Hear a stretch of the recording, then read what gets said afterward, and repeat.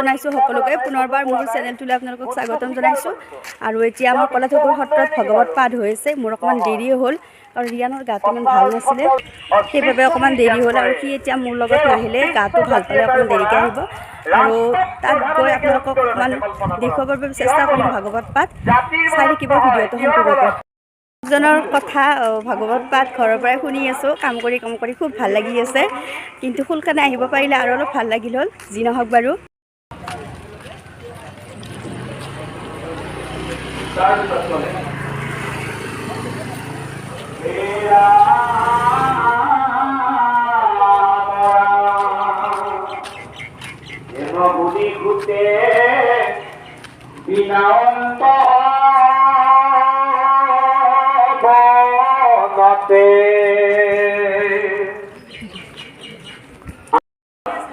গোটেই মানৱ সমাজে আমাক সকলি ঐশ্বৰ্য অস্তিত্ব সেইকাৰণে ৰাইজে কওঁতে ভাবোতে ময়ো ভাবিছোঁ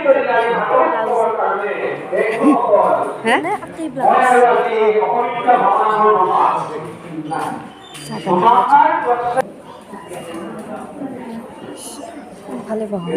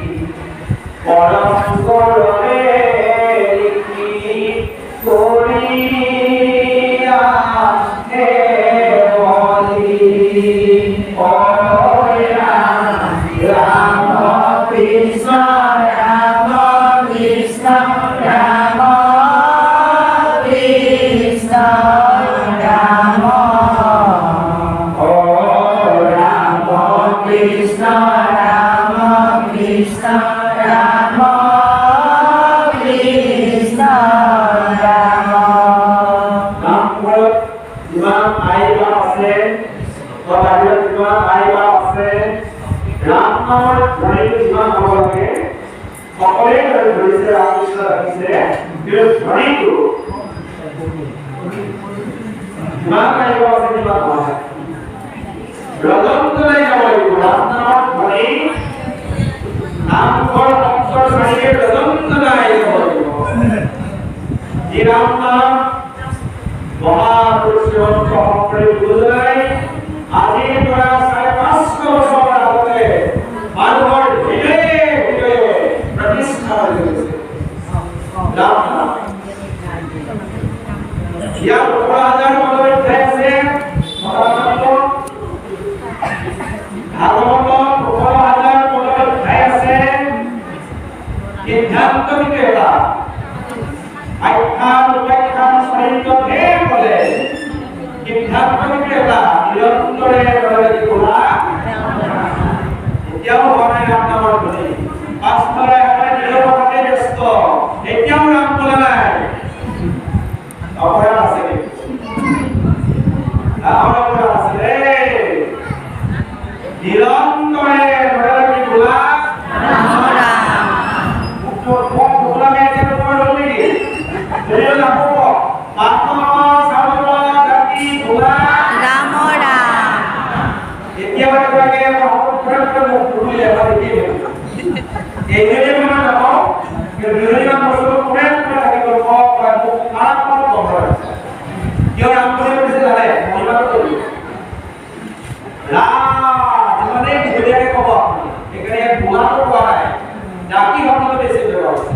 राम पापটো বেছিকে হ'ব লাগে ৰাম বুলি কলে পাপটো ইমান হ'ব লাগে দুৱাৰখন যিমানে বেছি সময় মিলি ৰাখিব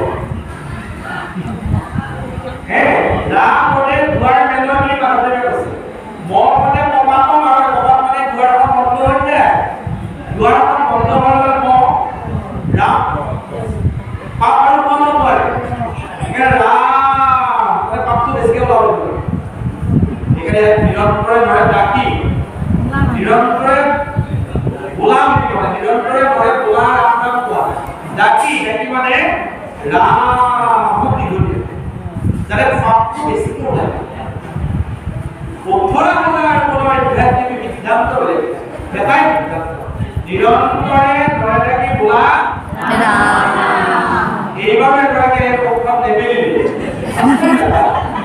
কিয় জানে নোৱাৰে আপে নিকমে ঘর বন্ধ করে তালা পাই দিছে আপে নিকমে তালা পাই দিছে যত তালা খোলা ইমান প্রমাণ নিজক প্রমাণ আনক নিজে নিজক প্রমাণ ইমান পাপ আছে যত অপৰাধৰ নাম বুলিব নোৱাৰো সাধু সন্তটো বুলিব এবাৰ সাধুসকলে কিবা কৰে এবাৰ মছলা দাও আৰম্ভিত নিৰন্তৰে নৰকে খোলা এবার ব্লক লাগছে এবার একদম ব্লক হয়েছে জানেন না দেখিছে গুরুজনাই কি ৫৫০ বছর আগে রাম নামৰ মহিমা প্ৰকাশ কৰি গ'ল জগতৰ লোকক বিশেষকৈ ভাৰতবৰ্ষত নাম প্ৰকাশ কৰি গৈছে ভৈন্য মহিমা ভৈন্য আৰু কি ভৈন্য আৰম্ভ কৰিব কেতিয়া বেটা হ'ব যেতিয়া ৰাম নাম ঘূৰিব আজি সৌমিনা ভাৰতৰ ৰাষ্ট্ৰপতি ডাঙৰীয়াই অযোধ্যাত ৰামৰ বিগ্ৰহ প্ৰতিষ্ঠা কৰি গোটেই ভাৰতবৰ্ষৰ নামত কি কৰিলে ৰাম নাম স্মৰণ কৰালে আকৌ এবাৰ গুৰুজনাৰ পিছত যি কাৰ্য মহাপুৰুষ অকণ ঘূৰিয়ে মহাপুৰুষ মাধৱ ঘূৰিয়ে আজিৰ পৰা ৫৫০ বছৰ আগত অসমৰ লোক অসম ভূমি কৰিছে ৫৫০ বছৰ পিছতে ভাৰতবৰ্ষত হ'ল সেইদিনা কৰিলে মহিলাই ৰামৰ বিগ্ৰহ প্ৰতিষ্ঠা কৰিলে আমাক যদি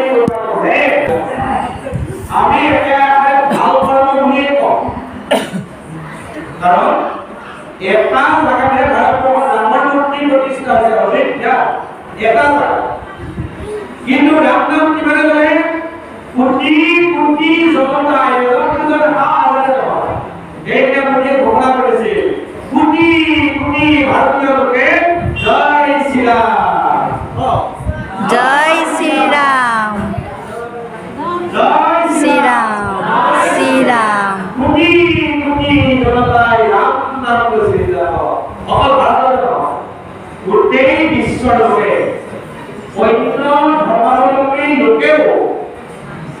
ইসলাম ধর্ম লোক, খ্রিস্টান ধর্ম লোক, ইহুদি ধর্ম লোক, জৈন ধর্ম লোক, সিন্ধু ধর্ম লোক,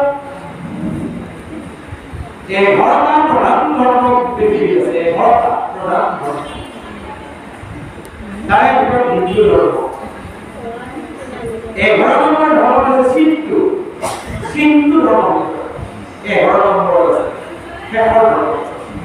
এই ঘৰটা ধৰ্মৰ মূৰ্খ মানে এতিয়া ধৰ্ম জয় শ্ৰীৰাম ধৰি স্মৰণ কৰিছে বিশ্ব, যিটো কাম আমাৰ গুৰুজনাই ৫৫০ বছৰ আগত কৰি থৈ গৈছে, চৰকাৰে আজি কৰিছে। ৰাম কহিবলে এক নাম লৈ ভগৱন্তক আজিও বিশ্বক জয়ী কৰিছে। এক নাম, ঈশ্বৰৰ হাজাৰটা ভগৱন্ত নাম, এইবোৰৰ চিনাকি নাই আমাৰ। ত্ৰেতা যুগত ৰাম ৰাৱণৰ যুদ্ধৰ সময়ত কিষ্কিন্ধা হনুমানৰ লগত পৰিচয় হৈছিল, ৰামৰ লগত পৰিচয় হৈছিল। অপাৰ সংসাৰ সমুদ্ৰ, সমুদ্ৰ মানে সাগৰ, এই গোটেই পৃথিৱীখনক সাগৰৰ লগত তুলনা কৰিছে। এই ভৱসাগৰ কেৱল ৰাম নামৰ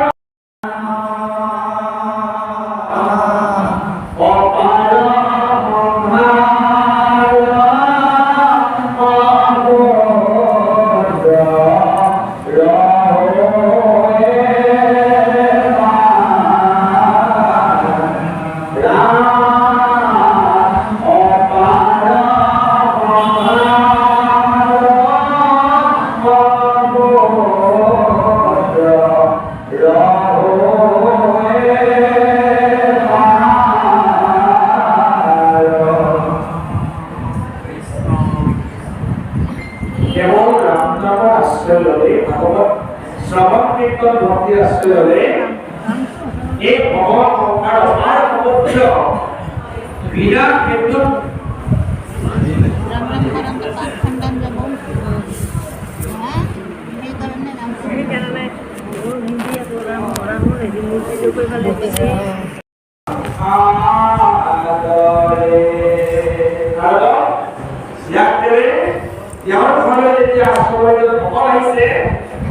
একদম আমাক আপোনালোকে যেনেকে আদৰ মৰম স্নেহ শ্ৰদ্ধাৰে আদি আহিছিল, নাৰদৰ তেনেকে ইয়াক আদৰ আদৰেৰে ভৰি ধুৱাই ফুলতুলসী দি চাকি জ্বলাই আসনত বহুৱাই সেৱা কৰিছে। আৰু নাৰদৰ তেনেকে আহিছে, মনে মনে অহা নাই,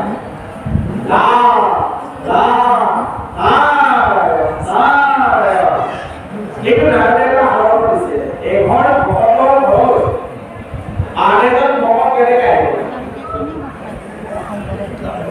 যুদ্ধ হৈছে সলনি হ'ল, ৰাম বুলিব বহুতে ভয়ে কৰে বুলি থাকে, ৰাম বোলে কেনেকে ৰাম বুলি হওঁতে যদি কৃষ্ণই বিয়াই পায় তাৰ কাৰণে উপায় নাই, কলিকটো কি কৰিব যায়। আৰু যিবিলাকৰ ঘৰত কলিক নাই বা অলপ কলো বুলি নামাতিব, বুলি নামাতিব, বোলে ৰাম কৃষ্ণ কৃষ্ণ।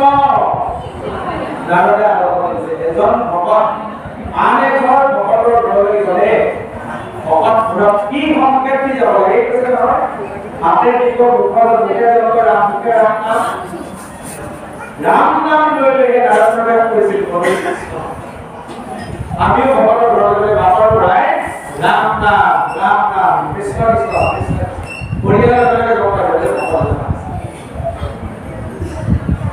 আমি অৱকাশ চিঞৰি যাব লাগে।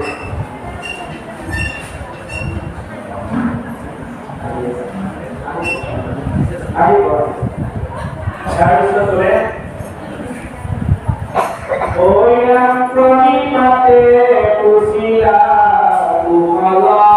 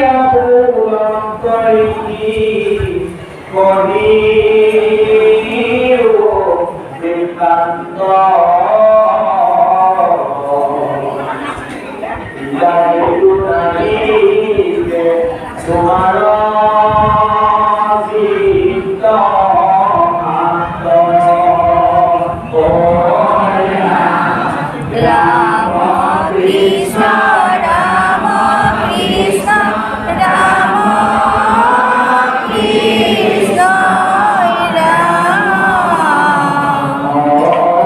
রাম কৃষ্ণ রাম কৃষ্ণ রাম কৃষ্ণ রাম আজ মোহাম্মদ রাম নাম একটা জীবন ভিন্ন হলো আজ মোহাম্মদ রাম নাম ডাকি আমাকে জীবন নাম করো আজ মোহাম্মদ বহি থাকিলে এই মুহূর্তত যিসকলে ৰাম কৃষ্ণ হৰি কৃষ্ণ ডাকিব পৰা নাই একেলগে ভগৱানৰ লগত ধন্য কৰাৰ সুযোগ পাই আপোনাক ধন্য হ'ব পাৰে এতিয়াও বহুতে মোক কোৱাই নাই আমাৰ লগত কৰি আছে আজ মোহাম্মদ ৰাম নাম ভুগি রাম নাম ডাকি মানবী জনম ধৈর্য আত্মর হরিনাম মহাবস বিশ্বদিয় দিলানি চিত্ত মহান্তর মুহায়ু ইয়ো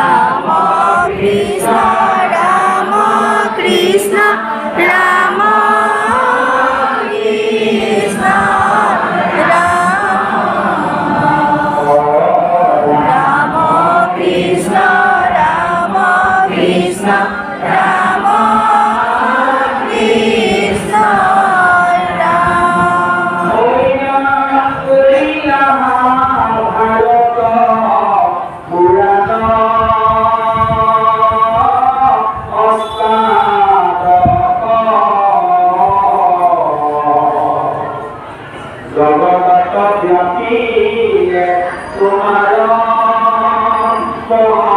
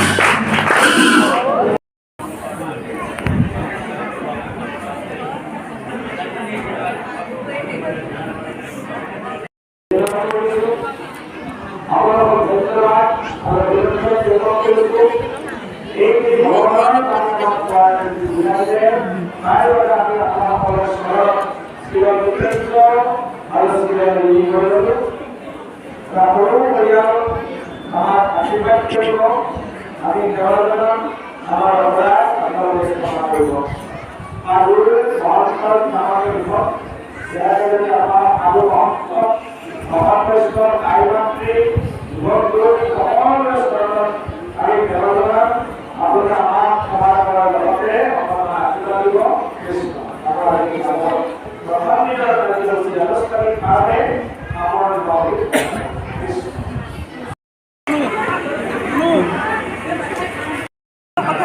চেষ্টা কৰিছোঁ লগত প্ৰথমে সেৱা নমস্কাৰ জনাইছোঁ। এতিয়া হাজৰি শ্ৰী শ্ৰী কলাক্ষেত্ৰ সত্ৰত আমাৰ ইতিমধ্যে 7 বছৰত ধৰিলে তেখেতসকলে আমাক প্ৰতি বছৰে 7 দিনীয়া ভাগৱত পাঠৰ যিকোনো এটা দিনত মাতে। এইবাৰ আমাক প্ৰথম দিনাখনে আজিৰ পৰা শুভাৰম্ভণি আমাক শুভাৰম্ভক হিচাপে আজি মাতিছে। খুবেই ভাল লাগিল। অলপ আগতে আমাৰ অনুষ্ঠানভাগ সমাপ্ত হৈছে। এতিয়া ইয়াৰ পিছত বাকীখিনি আদৰ আপ্যায়ন তাৰ ব্যৱস্থাখিনি আছে, খোৱা লোৱা। খুবেই ভাল লাগে। তেখেতসকলৰ যিখিনি আগ্ৰহ বা একাগ্ৰতা সেইখিনি যথেষ্টই ভাল লাগিছে।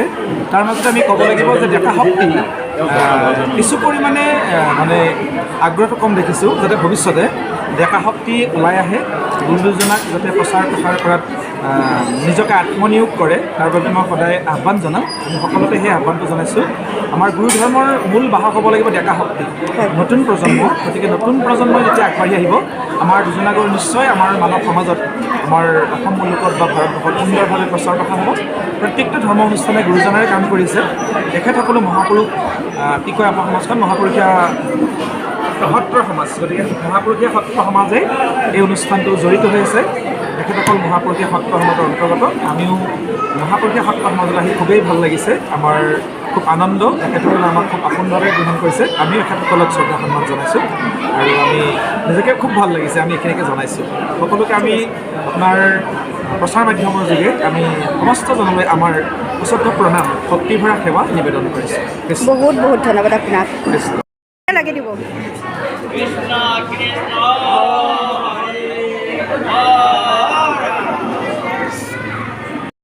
ভাগৱত পাঠৰ সমস্ত দায়িত্ব লৈছে আমাৰ বাইদেউ আৰু ভিনদেউৱে। বাইদেউ আমাৰ হাজেগাঁৱৰ জীয়াৰী আৰু আপুনি ক'ৰ বোৱাৰী এতিয়া? সৰুবেটাৰ বোৱাৰী। আৰু আজি সমস্ত ভাগৱত পাঠৰ দায়িত্ব লৈছে বাইদেউ আৰু ভিনদেউৱে জনালোঁ। আৰু আগন্তুক দিনলৈও এনেকুৱা সঁহাৰি পাম বুলি আশা কৰিলোঁ। ঠিক আছে।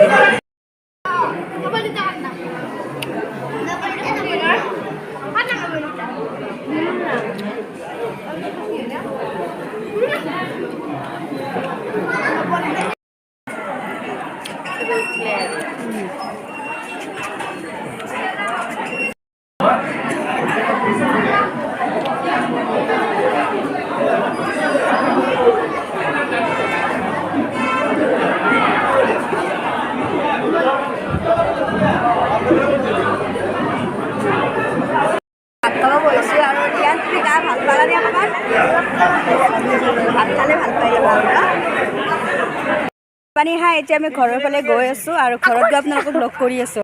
ঘৰ আহি পালোঁ আৰু আজিৰ ভিডিঅ'টো ইমানতে শেষ কৰোঁ বুলি ভাবিছোঁ। আশা কৰোঁ আপোনালোকে ভিডিঅ'টো চাই ভাল পালে।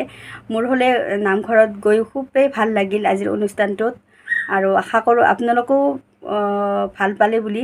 যদি ভাল পালে তেতিয়াহ'লে লাইক কমেণ্ট কৰি দিব। আৰু আজিলৈ আহিছোঁ, পুনৰ আকৌ এটি নতুন ভিডিঅ'লৈ আপোনালোকৰ মাজলৈ আহি আছোঁ। তেতিয়ালৈকে নমস্কাৰ।